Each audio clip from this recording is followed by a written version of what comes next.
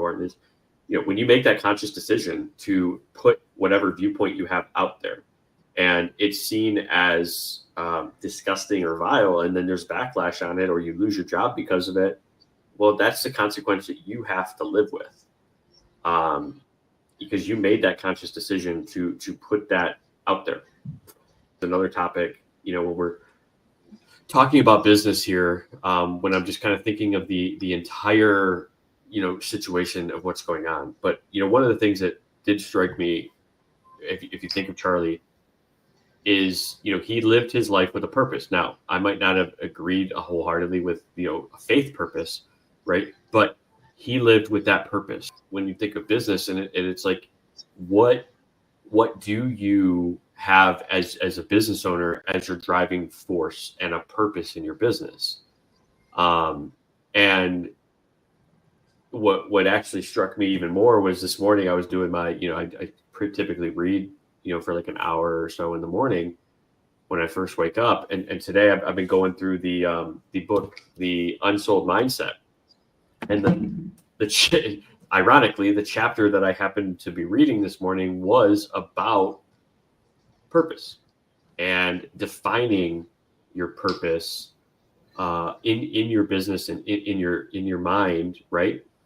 To help you push forward, to help you be more successful. And my mission is to help people.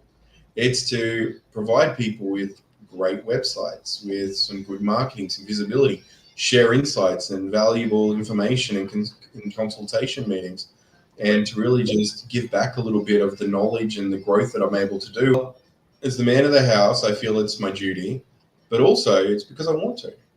It's also something I want to do. I want to be able to provide for my family. I want to be able to make sure that we can have nice things, that we can eat nice food, that we can not be hungry. A lot of people in the world struggle to be able to do those things, so I see it as a privilege and as something that I'm proud of, to be able to say I can do that and do it whilst owning my own business. Me, I guess it's my upbringing. It's the culture that I was brought up in. As a man, it's, my lovely wife, we've got 3 children. She predominantly looks after the children and also helps out in the business and does great things in the business as well. I'm in the business all day, every day. And, I don't get to spend as much time with my children. I don't get to spend as much time as I'd like to doing, extracurricular activities outside of work. But I don't see that as a loss. I see that as it's my duty and it's my passion to do the work and be able to, see the smile on my family's face when I go home. And, for me, that's a big part of, why I feel like being the man of the house. This is my responsibility and this is my purpose. And so as you kind of define it, you can kind of see, like, at the beginning, right? And this is kind of how the exercise goes. You kind of start off by defining, like, why it is that you do what you do. That's like the first kind of question, right? And then each reiteration, you say, well, why? Like, why is that important, right? Or why is I partner with entrepreneurs to, like, master their finances and escape the reality that more than half of small business owners are only breaking even or losing money, while the other profitable businesses have a median income of only $48,000 a year. And for me, it's not about spreadsheets or finances, right? It's about urgency, because life is short. I know it all too well, right? We just kind of seen it from the events that are happening this week. So every moment in our lives matter. So each business owner that I work with, not only do I impact the business owner, but it creates a ripple effect of stability and opportunity for their families, their employees, and the communities around them. But now it's like, you can now clearly, like, look at activities in your business and say, does it align with my purpose? And if it doesn't, it helps you filter out, right, clients. It helps you filter out activities. It helps you filter out, distractions from your progress. Because if it doesn't align with your purpose, you could feel great, right? You don't have to feel like it's a loss because it's not aligning with who you are. And you're not now chasing money. We got into business because we thought, we'll be our own boss. We'll be able to make some good money. And a lot of us end up working in our business. just to make the same income we could have got. Mm-hmm. I talked to lots of business owners about different things, and like I had one conversation this morning which was related to a very scary related staff issue which led to legal related issues. And I'm not going to say much more than that on it, but basically what that one position could jeopardize the entire business for that person. The only better time than making a change and implementing something better than today would have been yesterday, right? Or, 5 years ago. Obviously, you can't go into the past. You can't change that. So make the change today. Start making the movements today. Like, that's all you can control. Stop. Don't make an excuse to put it off. Like you just said with the legal, if they would have just, kind of turned a blind eye or maybe turned the shoulder, turned the cheek, it may have been a bigger issue, but they decided to address it, make a change. Most business owners, we fail on the finance side of things because we sit there and we think, okay, we're just going to make enough money to cover the cost of keeping this running. And then we forget about something simple like paying ourselves. Or we'll go, oh, well, there's a little extra in the kitty. We'll go and splurge and get something that we need, or we'll build this new product, or we'll create this new service, only to find out that we didn't save for a rainy day. Just having a system, a process, a plan can make a world of difference. And having someone who actually understands what that plan and process does and can help you with that foresight 6 months, 12 months, 2 years down the track, like, you can't put a price on that. I mean, that's not waking up in sweats with sleepless nights because you're trying to figure out, how am I going to pay salaries this month? Or if this client doesn't pay me this week, oh my God, how am I going to pay my suppliers? I'm going to have to send legal action out against this individual company that hasn't paid their bills yet. Or this company looks like they're going to go into administration. What am I going to do now? There's laws out there, like here in the Philippines.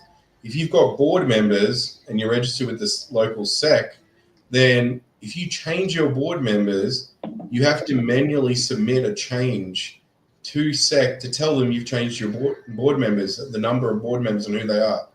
So even though you filed it with them, and even though you've gone through the process of filing all that correctly, you've then got to go through and change your articles of incorporation with them as well. So there's manual processes. Now, if you don't know that, you don't know that. There's fractional CFOs, there's bookkeepers, there's different levels of service. And I think also putting your trust in just one place is also not something that I would advise anybody to do in their business. Be willing to, even people do it with doctors all the time, and they're sometimes the best in their field, right? But they still advise people to seek a second opinion. And I would advise anybody as well to always seek a second opinion in their business or for a business decision. And that's why I feel like having that group or that circle around you that is going to be honest with you, it is not detrimental to a business owner. It's actually like a benefit to the business owner. I think we even talked about it. I think maybe was it last week we talked about Henry Ford. And he surrounded himself and he had people in his corner, right, and in his team that pushed him forward, drove him to, be successful. And now his name's on millions of cars across the world, maybe even, tens of millions or whatever the number is. But he didn't have to know everything. And he had people around him that he was able to bounce ideas off of, understand if it was good or bad, get their feedback. And I think that's the ultimate goal is don't have to do everything alone in your business. Well, 100% of 50% is better than 100% of zero, So I would much rather, bring people in and partner and or share a deal with somebody, right? Or that can provide complimentary service, to a client that can really, in line with my mission, better serve that client than just me saying, oh, I have to have 100% of this deal or I can't do it. Yeah. I would much rather do partnerships all day with people that, have a complimentary service or even part of what I do. Like, I don't even have to do all this stuff. Like, how can we partner?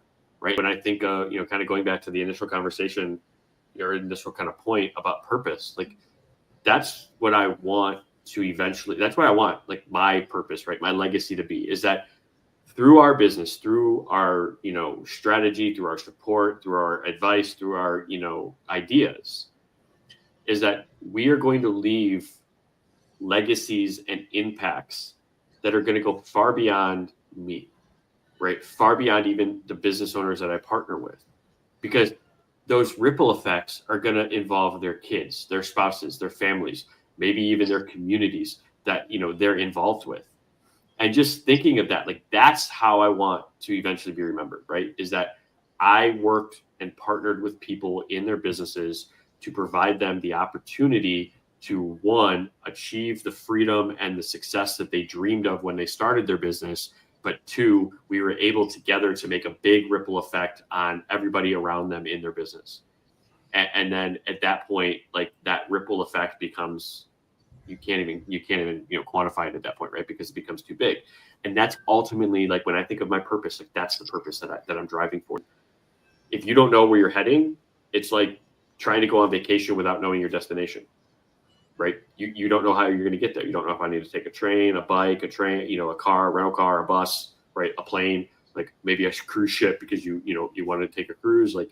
But if you don't know the destination, you can't figure out how you're going to get there and what your actual mode of transportation is going to be. It's the same thing in your business. If you don't know where you're heading, if you don't know why you're heading there, then you're ultimately just going to be kind of scrambling and kind of circling around, the streets. See if you could verify the source and give me what was Henry Ford's purpose. What was his driving purpose? And interestingly, in one of his speeches, he had his Ford's central mission was to put the world on wheels. Right.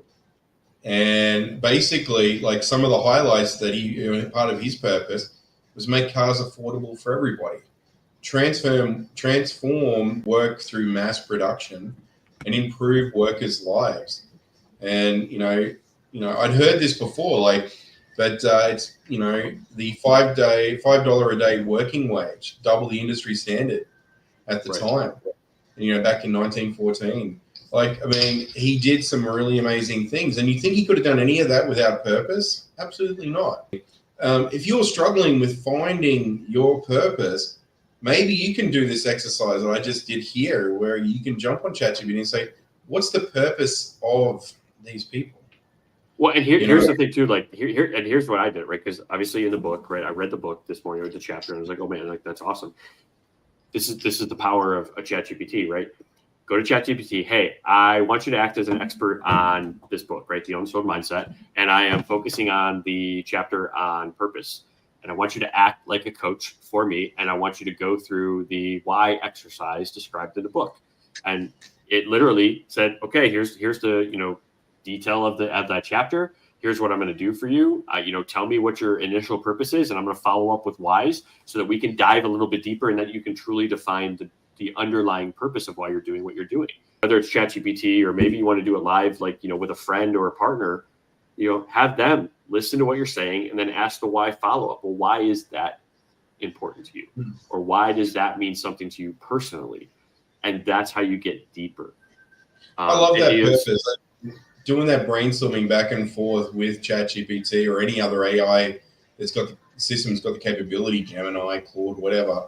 I mean, gives you that back and forth and lets you refine it so that when you do go and present that to somebody and ask them this, and do the questions with them, you're a little bit more prepared, right?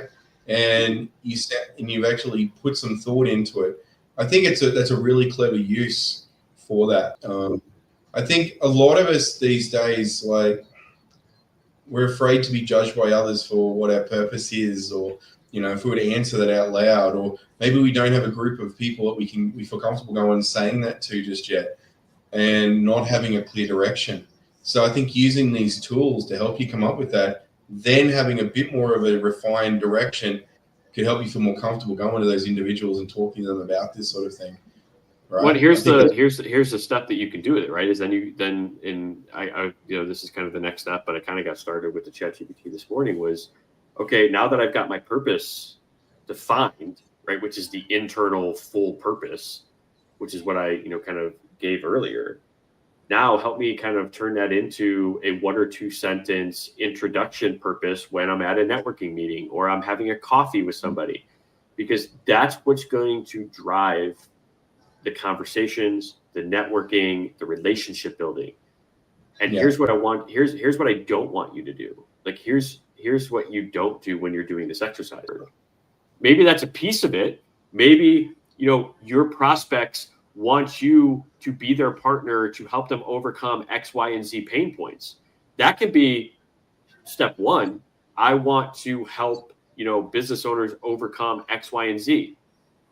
That's step one. And look, sometimes you've got the information there, you just don't know what the framework it's required to make it work.